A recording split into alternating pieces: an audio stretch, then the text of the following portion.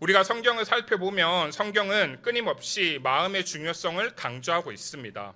대표적으로 예수님은 마음의 음욕을 품고 여자를 보는 자마다 이미 간음하였다 말씀하셨고, 형제를 미워하는 자마다 살인하는 자라고 말씀하셨습니다. 이처럼 사람이 마음에 무엇을 품고 무엇을 생각하는가 하는 것은 사람이 무엇을 보는가로 연결이 되고, 결국 그것은 사람이 어떻게 말하고 행동하는가로 연결될 수밖에 없습니다. 왜냐하면 사람은 하나님의 형상을 따라 전인격적인 존재로 지어졌기 때문입니다. 따라서 마음의 문제는 보는 것의 문제이며, 이것은 곧 말과 행동의 문제로 연결이 됩니다. 그렇다면 우리는 오늘 본문을 살펴보며 두 명의 등장인물인 다윗과 그리고 그의 아내 미갈을 각각 집중해서 두 사람에게서 마음과 보는 것과 언행이 어떻게 연결되어 나타나는지를 확인해 보기를 원합니다. 오늘 본문의 상황은 언약궤 그리고 법궤라고도 불리는 여호와의 궤가 다윗 왕이 거주했던 성으로 들어오고 있는 상황입니다. 이것은 가장 극적인 순간이기도 했습니다. 여호와의 궤는 하나님의 임재를 상징하는 상자였기 때문입니다. 그러니까 여호와의 궤를 모심으로 하나님께서 함께 하시고 통치하시는 것을 경험할 수 있었습니다. 따라서 우리는 이렇게 중요한 상황에서 먼저 다윗의 반응을 두 장면에 걸쳐서 살펴보기를 원합니다. 첫째 16절과 17절입니다. 16절에서 여호와의 궤가 다윗성으로 들어올 때 다윗은 어떻게 하고 있습니까? 다윗은 여호와 앞에서 뛰놀며 춤추었습니다. 한 나라의 대통령처럼 다윗이 왕이었다라는 사실을 염두에 둘 때, 그리고 모든 백성이 모여서 여호와의 궤가 이동하는 것을 보고 있었기에 분명 춤추는 다윗의 행동은 경고망동하는 것처럼 보일 수도 있고 경박하다고까지 생각할 수도 있습니다. 그러나 오늘 본문이 말하고 싶은 것은 그러한 다윗의 행동 그 자체에 대해서 말하고자 하는 것이 아닙니다. 그러니까 오늘 본문은 다윗이 그렇게 행동한 이유를 말하고자 하였고, 한마디로 다윗이 무엇에 집중하고 있었는지를 강조하고자 하였습니다. 그러므로 다윗은 자기 자신의 어떠함이나 자신을 바라보는 백성보다 하나님이 중요했던 사람이었고, 오직 하나님께 집중하고 있었기에 어떠한 상황에 있든지 거침없이 마음을 다해 여호와 앞에서 뛰놀며 춤추었습니다. 예를 들어 사람이 무엇에 집중하고 있느냐 하는 것은 그 사람이 무엇에 많은 시간과 에너지를 쏟고 또한 무엇을 바라보느냐로 이야기할 수도 있습니다. 그것은 돈이 될 수도 있고, 또 특정한 사람이 될 수도 있고, 명예나 권력이 될 수도 있고, 심지어 건강이나 자기 자신이 하고 있는 일이 될 수도 있습니다. 무엇이든지 가능합니다. 그렇다면 여러분은 여러분의 인생과 삶을 돌아볼 때 무엇에 집중하고 있습니까? 무엇에 집중하여 시간과 에너지를 쏟으며 무엇을 바라보고 있습니까? 그리고 그것이 가치 있고 그것을 사랑하고 중요하게 여길수록 우리는 다른 어떤 것보다 그것을 우선적으로 여기며 그것을 위해 기꺼이 값을 치르기도 합니다. 그런데 다윗은 하나님을 향한 마음으로 오직 하나님만 바라보았고, 전심으로 하나님을 사랑하고 하나님으로 행복했던 다윗은 왕이었고 또 모든 백성이 있었지만 그것에 개의치 않고 기꺼이 하나님 앞에서 기쁨의 춤을 추었습니다. 따라서 우리는 이러한 다윗의 모습을 통해 이 시간 스스로에게 질문해 보아야 합니다. 나에게 하나님은 어떤 분이십니까? 나에게 있어서 하나님은 다윗처럼 춤을 출 수 있는 나의 아버지요, 행복의 근원이 되시는 그러한 분이십니까? 이렇게 하나님을 향한 마음으로 하나님을 바라보며 춤추었던 다윗은 이어지는 17절에서는 여호와의 궤를 어떻게 합니까? 17절입니다. 다윗이 그것을 위하여 친 장막 가운데 그 준비한 자리에 그것을 두매. 다윗은 여호와의 궤를 모셔둘 장소를 정성스럽게 따로 구별하여 준비하였습니다. 나아가 다윗은 정성스럽게 여호와의 궤를 모셔둔 뒤 가장 먼저 제사, 곧 예배를 드립니다. 17절입니다. 다윗이 번제와 화목제를 여호와 앞에 드리니라. 그러니까 다윗은 하나님의 임재, 곧 하나님과의 만남을 기대하며 구별하여 정성스럽게 준비하였고 가장 먼저 예배를 드렸습니다.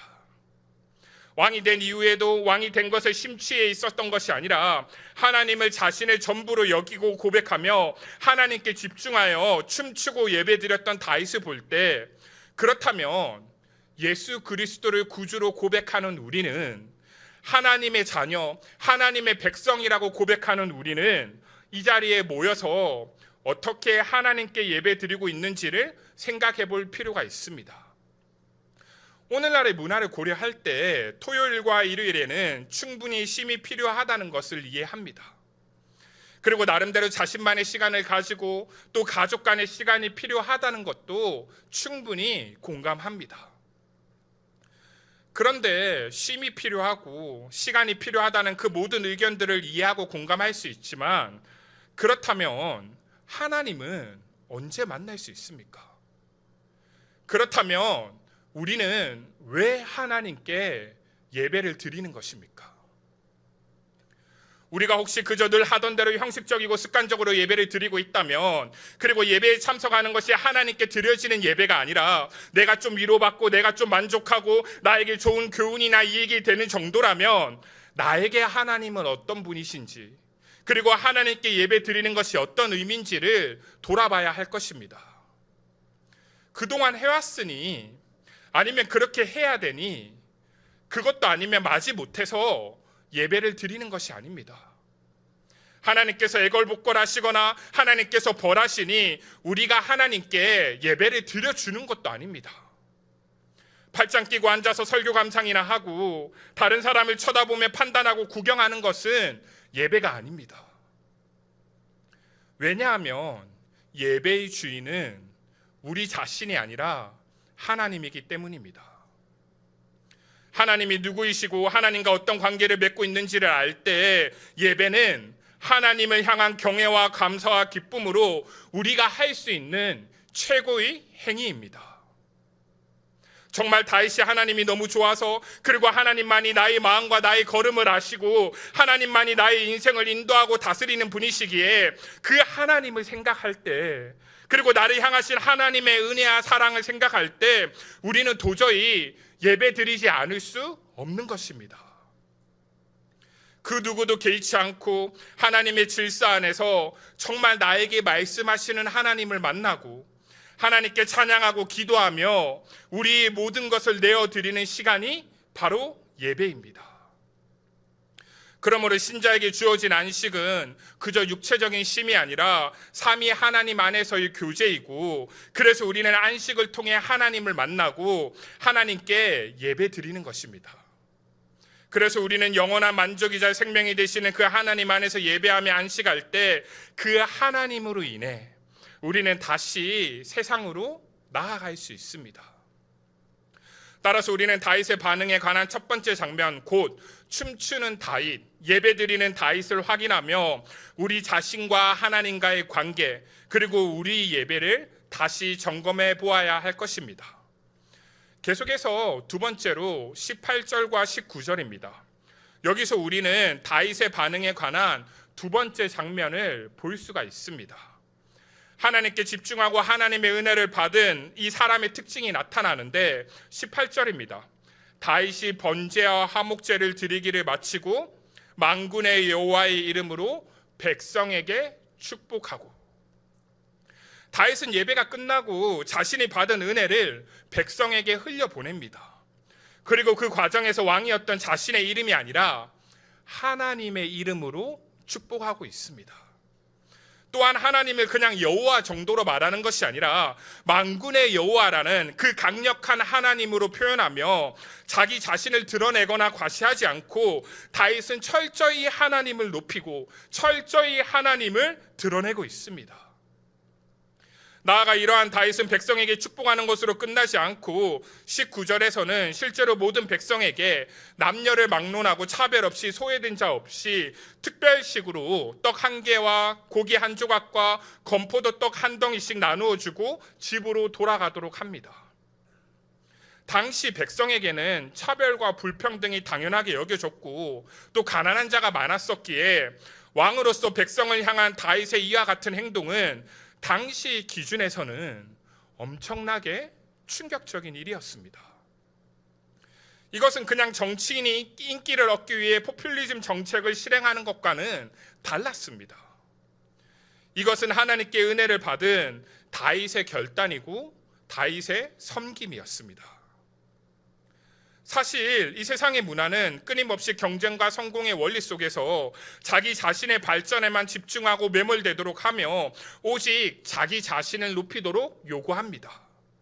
그래서 하나님을 믿는다고 하면서도 마치 하나님은 전혀 상관이 없는 것처럼 자신의 능력과 자신의 상황만 바라보며 자기 자신에게서 벗어나지 못하는 사람들이 있습니다. 그러나 하나님의 은혜는 세상이 줄 수 없는 하나님 안에서의 생명과 기쁨이 있습니다. 그래서 하나님의 은혜는 자기 자신이 아니라 그것을 넘어 하나님을 바라보도록 하고 그렇게 하나님을 바라보고 하나님을 만날 때 동시에 하나님의 마음을 품고 다른 사람을 보도록 합니다. 그러므로 여전히 자기 자신은 연약하고 여전히 자신의 상황은 어렵고 힘들지만 하나님을 만난 사람은 그리고 하나님의 은혜를 경험한 사람은 자신의 연약함과 어려움을 넘어 반드시 다른 사람을 돌아보고 반드시 자신이 속한 공동체를 세워가는 이타적인 사람인 것입니다. 이것이 바로 은혜의 원리이며 하나님의 은혜가 지닌 능력입니다. 내가 다른 사람을 바꾸고 내가 공동체를 세워가는 것이 아닙니다. 사람이 사람을 바꿀 수 없습니다. 사람은 고쳐서 쓰는 것이 아니라는 말처럼 죄악된 사람의 본성은 잘 변하지 않습니다. 우리가 자기 자신이 아니라 하나님께 집중하고 하나님을 전적으로 의지할 때 하나님께서는 그 은혜를 따라 다른 사람을 지적하지 않고 자기 자신을 바꾸어 가게 하시며 자기 자신이 변화될 때 자연스럽게 주변에 있는 사람들과 그 사람이 속한 공동체가 변화되는 것입니다. 그러므로 나로부터 출발하는 것이 아니라 하나님으로부터 출발하는 것입니다. 율법, 곧 십계명의 핵심인 하나님 사랑이 이웃 사랑으로 연결되는 것처럼 다윗은 자신이 받은 은혜로 이웃을 섬기고 공동체를 섬겼습니다. 따라서 다윗이 하나님에게 집중할 때 하나님께서 다윗을 통해 이스라엘 공동체를 세워 가셨던 것처럼 우리가 하나님에게 집중할 때 하나님께서는 우리를 통하여 이 세계로 교회를 반드시 세워 가실 것입니다. 결국 다윗은 하나님께 집중하였고 두 가지 모습으로 반응하였습니다. 첫 번째 장면인 16절과 17절에서는 하나님을 영화롭게 하는 모습이었고 두 번째 장면인 18절과 19절에서는 공동체를 세우는 모습으로 반응하였습니다. 이러한 다윗의 모습은 한마디로 춤추는 다윗이라고 표현할 수 있습니다. 그렇게 오늘 본문은 다윗에게 임했던 은혜와 다윗의 반응을 춤추는 다윗으로 보여주고 있는 것입니다. 하지만 이러한 상황 속에서 다윗의 아내였던 미갈의 반응은 달랐습니다. 모든 일을 마치고 기쁜 마음으로 미갈을 포함하여 자신의 가족을 축복하러 돌아온 다윗에게 미갈은 다음과 같이 말합니다. 20절입니다. 이스라엘 왕이 오늘 어떻게 영화로우신지 방탕한 자가 염치 없이 자기의 몸을 드러내는 것처럼 오늘 그의 신복의 계집종의 눈앞에서 몸을 드러내셨도다 하니, 쉽게 말해서 이스라엘 왕이 영화로웠다고 위엄이 있었다고 반어법으로 비꼬아서 미갈은 이야기를 시작합니다. 그러니까 다윗이 진짜 영화로운 것, 영광스러운 것이 아니라 사실은 다윗이 너무나 창피하고 부끄러웠다라고 말하고 있는 것입니다. 이어서 가장 높은 자리에 있는 이스라엘의 왕이 가장 낮은 자리에 있는 계집종의 눈앞에서 춤을 추면서 몸을 노출하는 일이 발생한 것에 대해서 마치 방탕한 자, 그러니까 음란한 자와 같다라고 말을 하였습니다. 사실 여러 정황과 이 상황들을 살펴보면 다윗이 실제로 몸을 노출한 것이 아니라 속옷을 노출하였다라는 것으로 우리는 이해를 할 수 있습니다. 그리고 이것은 율법의 규정에서도 어긋나는 일이 아니었습니다. 그럼에도 불구하고 미갈이 다윗을 향해 이렇게까지 원색적으로 표현하며 비난했던 것은 다윗이 왕으로서 춤을 추었다라는 사실, 그것 때문이었습니다. 미갈은 춤추는 다윗을 보면서 왜 다윗이 경거망동한다라고 생각하고 왜 다윗이 경박하다고 여기며 왜 다윗을 향한 분을 참지 못하였습니까? 왜냐하면 미갈의 정체성은, 그리고 미갈의 자기 인식은 하나님 앞에서의 자기 자신보다 사람들 앞에서의 자기 자신에 있었기 때문입니다. 미갈은 하나님보다 사람들의 시선이 중요했고, 미갈은 하나님보다 자기 자신의 입지가 중요했습니다. 그래서 미갈은 오직 자신을 향한 사람들의 인정과 자신의 안위에만 집중하였습니다. 이것은 미갈의 아버지였던 사울의 특징이기도 하였으며 하나님께서 사울을 버리셨던 이유였습니다. 그렇게 오늘 본문은 미갈을 소개할 때 다윗의 아내 미갈이 아니라 사울의 딸 미갈이라고 반복하여 표현하고 있습니다. 이것을 통해 우리는 똑같이 여호와의 계를 맞이하고 있었지만 다윗과 달리 미갈의 마음은 어떠했고, 미갈은 무엇을 보았고, 미갈은 어떻게 말하고 행동하였는지를 알 수가 있습니다. 결국 미갈은 자신의 생각과 기준으로 춤추는 다윗을 업신여겼던 것입니다. 이러한 미갈의 모습은 마치 오늘날 하나님을 위해 세상에서 영향력을 끼치는 그리스도인이 아니라 세상에서 성공하기 위해 하나님을 이용하는 명목상의 종교인이라고 말할 수 있습니다. 사울의 딸 미갈은 자신의 아버지 사울이 하나님께 버림받은 이유를 그대로 반복하며 하나님이 아니라 자기 자신을 위해서 사람들 곧 백성의 여론에만 집중하였습니다. 따라서 우리는 미갈의 모습을 통해서도 우리 자신을 돌아볼 수 있기를 원합니다. 우리는 무엇에 집중하고 있습니까? 우리가 특별히 악한 의도를 가지지 않아도 죄인된 우리는 하나님을 놓치면 그 순간 바로 미갈처럼 우리 자신을 위한 인생을 살아갑니다. 그렇게 진짜 내 마음의 고민과 관심은 결국 하나님에게 있는 것입니까? 아니면 하나님이 아닌 다른 것들에 있습니까? 정리하면 오늘 본문의 말씀은 우리로 하여금 다윗의 모습과 미갈의 모습을 통해 우리가 자기 자신을 돌아보고 점검하며 선택하도록 요구하고 있습니다. 회색지대, 곧 중간지대는 없습니다. 어떤 인생을 살아가는지는 스스로 선택해야 하는 것입니다. 그러므로 우리는 춤추는 다윗처럼 하나님께 집중하며 매주일 나의 모든 것으로 최선을 다해 예배를 드리고 오직 하나님을 기뻐하며 하나님께서 원하시는 인생으로 나아갈 수 있습니다. 아니면 우리는 업신여기는 미갈처럼 자기 자신에게만 집중하며 매주일 형식적으로 적당히 예배를 드리고 자신의 정체성과 기준을 오직 사람들의 평가 그리고 자신의 입지와 안위에만 둘 수도 있습니다. 그런데 오늘 본문은 여기서 끝나지 않습니다. 마지막 21절과 22절은 미갈에 대한 다윗의 반응, 그리고 23절은 미갈에게 임한 결과를 다루고 있습니다. 21절에 나타난 자신을 업신여기던 미갈을 향한 다윗의 고백을 의역하면 다음과 같습니다. 나는 하나님 앞에서 춤춘 것이다. 내 아버지 사울은 왕위에 집착하며 사람들의 평가 곧 백성들의 여론만 생각하였지만 그것으로 말미암아 하나님께서 사울을 버리셨고 오히려 왕위를 잃게 하셨다. 하지만 이제 하나님께서 나를 택하셨고 하나님께서 나를 왕으로 삼으셨으니 내가 여호와 앞에서 뛰놀겠다. 미갈의 모욕과 조롱과 비난에 대한 다윗의 이러한 고백은 놀라운 것이었습니다. 다윗은 이 모든 일의 핵심이 왕이 아니라 하나님이라는 것을 정확하게 알고 있었습니다. 사울은 왕의 자리를 지키고자 그토록 노력했고 다윗 자신은 모든 어려움을 극복하고 왕이 되었지만 다윗에게 왕보다 더 중요한 것은 그 왕을 세우신 하나님이었습니다. 따라서 오히려 하나님께 더 집중하며 전혀 개의치 않고 하나님 앞에서 뛰어놀겠다라고 하였습니다. 그런데 미갈이 다윗에게 그러했던 것처럼 우리 역시 모욕과 그리고 조롱과 그리고 비난을 받을 때가 있습니다. 우리가 인생을 살아가다 보면 예수님의 제자로 살아갈 때 겪게 되는 어려움이 있습니다. 그러나 그 순간 우리는 오늘 본문에서 보인 다윗의 반응을 기억해야 할 것입니다. 누가 뭐라고 하더라도, 그리고 다른 사람이 나를 공격하고 깎아내려도 다윗처럼 하나님을 바라보고 더 하나님께 집중해야 하는 것입니다. 우리 아버지 되시는 하나님은 이 세상을 창조하시고 다스리는 분이시며 능력의 하나님이시기에 우리가 보기에는 다 이해되지 않고 또 우리가 보기에는 아닌 것 같을 때도 있지만 하나님은 단 한순간도 우리를 놓치지 않으시며 모든 것 가운데 함께 하시며 우리를 인도하십니다.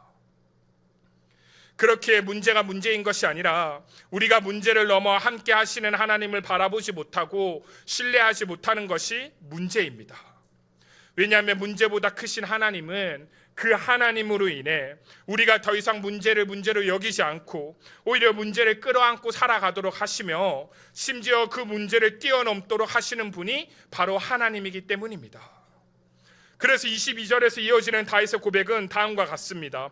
심지어 내가 더 낮아져 스스로 천하게 보일지라도 기꺼이 감수하겠다.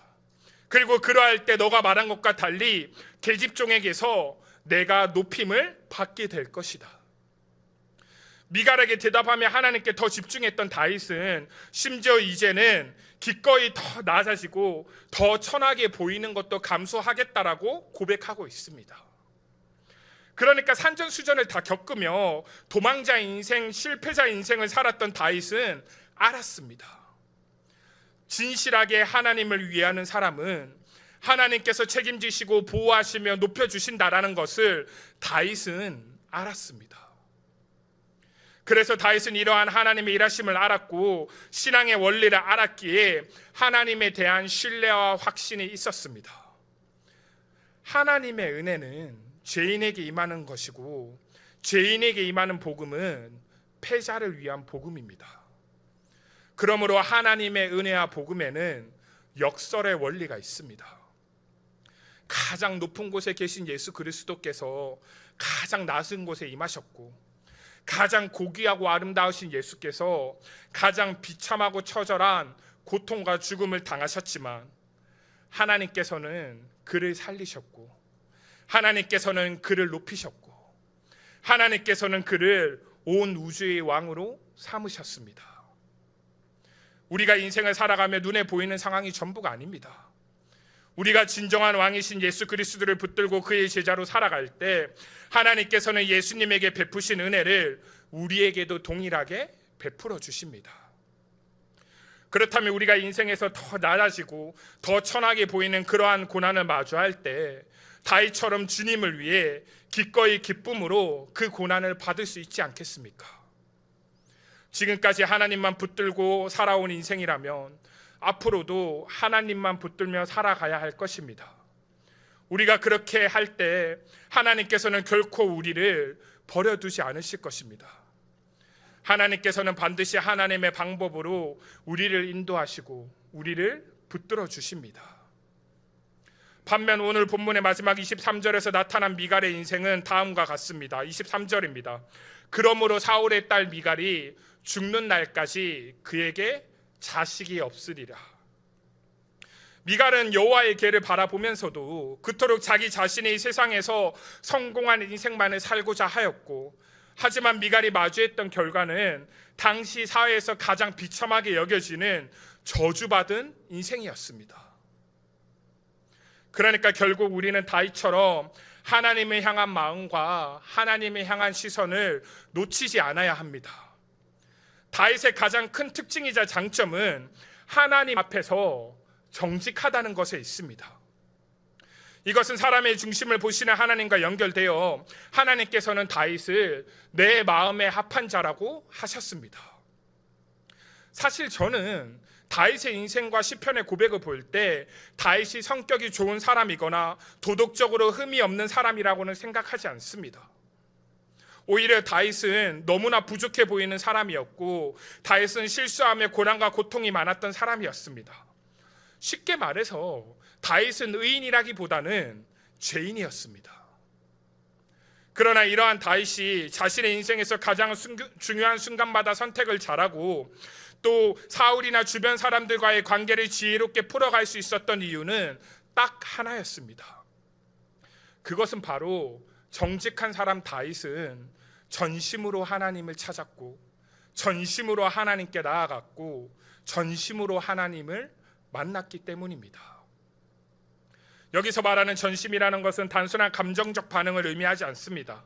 그러니까 다윗은 정직하고 진실하게 하나님을 사랑하였고, 하나님과 인격적인 관계를 맺었습니다. 그래서 다윗은 그러한 하나님과의 관계로 인해 삶의 여러 순간들마다 은혜가 있었고, 다윗은 그 은혜 가운데 자신은 죄인이고 약점이 많았지만, 그리고 인생의 위기가 많았지만 하나님과 함께하며 하나님께 인정받는 멋진 인생을 살았던 것입니다. 우리는 하나님을 위하고 하나님을 택하고 하나님께 순종한다고 할 때 자신을 돌아보며 어떠한 마음인지를 잠잠히 생각해 볼 필요가 있습니다. 우리가 하나님을 위하는 것은 억지로 마지못해 울며 겨자 먹기식으로 하는 것이 아닙니다. 하나님을 위하는 것은 깊이 생각하지 않고 고민하지 않고 습관적으로 하는 것도 당연히 아닙니다. 하나님은 영이시고 인격적인 분이셔서 관계를 중요하게 여기시고, 그 사귐의 관계로 우리를 부르셔서 우리를 위하시고 우리와 함께 하시는 분이십니다. 그러니까 성경은 계속해서 창조주의자 통치자이신 하나님께서 우리가 그 하나님을 믿을 때 하나님께서 나를 아시고 나를 인도하시고 나를 보호하신다라고 말하고 있습니다.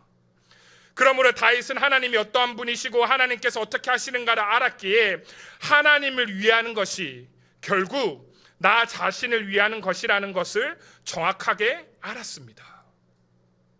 여러분, 정말 하나님을 위하는 것이 나를 위하는 것이고, 그렇기에 우리는 기쁨으로 다윗처럼 춤을 추면서 하나님을 위해 살아갈 수 있습니다. 사랑하는 연인 관계에서 서로가 상대방에게 잘 해주는 것이 자신의 기쁨인 것처럼, 부모와 자녀 관계에서 부모가 자녀를 위해 수고하고 헌신하는 것이 부모의 기쁨이고, 자녀가 부모를 위해 공경하고 잘 섬기는 것이 자녀의 기쁨인 것처럼, 인격적인 관계가 깊어질수록 이기적인 사랑이 아니라 이타적인 사랑만 남겨집니다. 자신이 돌려받을 것을 계산하고 따지는 사랑이 아닙니다. 인격적인 관계는 서로를 향한 사랑과 희생과 헌신이 있고 그에 따르는 열매가 있습니다. 그렇다면 우리는 더 이상 자기 자신에게 매여 불안하고 걱정하는 것이 아니라 하나님을 위하는 것에 대한 신뢰와 기쁨으로 다윗처럼 전심으로 하나님을 찾고 하나님께 나아가며 하나님을 만날 때 하나님의 은혜에 붙들린 인생을 살아갈 수 있습니다. 여러분은 어떤 인생을 살고 싶으십니까? 우리는 업신여기는 미간이 아니라 춤추는 다윗이 되어야 합니다. 본문에 나타난 다윗과 미갈을 살펴보며 이들이 자신의 정체성과 기준을 어디에 두었고 이들이 무엇을 따라 살아갔는지를 기억해야 합니다. 제가 아는 여자 선교사님 중에 한 분은 오지 밀림에서 원주민들과 사역을 하신 선교사님이 계십니다. 그 선교사님이 오지에서 사역을 하시니까 사람들은 잘 모르죠. 하지만 그 원주민들과 끊임없이 소통하고 온몸으로 생활하시면서 그 원주민들의 데모가 되셨고 또 그들에게 복음을 전하고 성경을 전하여 주셨습니다. 그런데 그 선교사님이 암이 걸리셔서 그리고 또 몸이 아프셔서 한국으로 귀국하게 되셨습니다. 그래서 한국으로 귀국하여서 병원에 가기 위해 지하철을 탔는데 그 선교사님의 몰골이 너무 초라하니까 그리고 여기저기 피부가 다 벗겨지고 냄새가 나는 것 같으니까 사람들이 아무도 가까이 하지 않았습니다. 그런데 어쨌든 선교사님은 그렇게 지하철을 타고 병원에 가서 검사를 받았고 말기암으로써 죽음을 피할 수 없다라는 판정을 받았습니다. 그런데 그때 이 울지마 톤즈라는 영화가 그때 당시에 유행을 하였습니다. 이 로마 카톨릭이 이태석 신부가 선교하고 희생하는 일들을 다큐멘터리로 제작해서 많은 사람들에게 감동을 주었죠. 그래서 그 기독교 방송에 있는 PD가 그 선교사님을 찾아와서 사실은 우리 기독교도 좋은 일들을 그리고 귀한 일들을 많이 하는데 너무 알려지지 않았다. 그래서 우리도 선교사님의 그 삶을 그리고 사역을 다큐멘터리로 만들고 싶다라고 그 PD가 선교사님에게 이야기를 하였습니다. 그런데 그 선교사님이 기도를 하였는데 그 기도하는 가운데 하나님이 뭐라고 말씀을 하시느냐, 너 이 땅에서 상급을 다 받을래? 아니면 나에게 와서 나의 상급을 받을래? 그런 마음에 감동을 주셨다는 겁니다. 그래서 그 선교사님께서는 그 PD의 요청을 거절하고 그냥 그렇게 아무도 알아주지 않는, 하지만 하나님 앞에서의 그 삶의 인생을 마감하셨습니다. 여러분, 이 선교사님의 인생을 실패한 인생이라고 말할 수 있겠습니까? 아니요. 우리는 이 땅에서의 삶이 끝이 아닙니다. 우리는 반드시 하나님을 만납니다. 그렇게 우리가 인생을 살아가면서 하나님께서 침묵하시는 것 같은 고통스러운 시간이 있고 다 이해되지 않는 고난의 시간이 있을지라도 끝까지 그 하나님을 붙들어야 합니다. 그리고 그러할 때 하나님께서는 끝끝내 우리를 따뜻하게 안아주시고 우리를 칭찬하여 주실 것입니다. 이러한 우리를 향하신 하나님의 말씀은 다음과 같습니다. 잠언 8장 17절입니다. 다 함께 읽겠습니다. 나를 사랑하는 자들이 나의 사랑을 입으며 나를 간절히 찾는 자가 나를 만날 것이니라. 아멘. 그리고 시편 91편 14절과 15절입니다. 다 함께 읽겠습니다. 하나님이 이르시되 그가 나를 사랑한즉 내가 그를 건지리라. 그가 내 이름을 안즉 내가 그를 높이리라. 그가 내게 간구하리니 내가 그에게 응답하리라. 그들이 환난 당할 때에 내가 그와 함께하여 그를 건지고 영화롭게 하리라. 아멘. 여러분, 오늘 본문의 말씀과 함께 이 말씀들을 마음에 새기는 은혜가 있기를 바랍니다. 그리고 지금 이 예배의 자리로 우리를 불러주신 하나님을 바라보며 마음을 열어 하나님을 만나고 나아가 하나님을 확인하고 또 하나님을 붙들며 살아가시는 그러한 세계로 영가족이 되시기를 주님의 이름으로 소망합니다.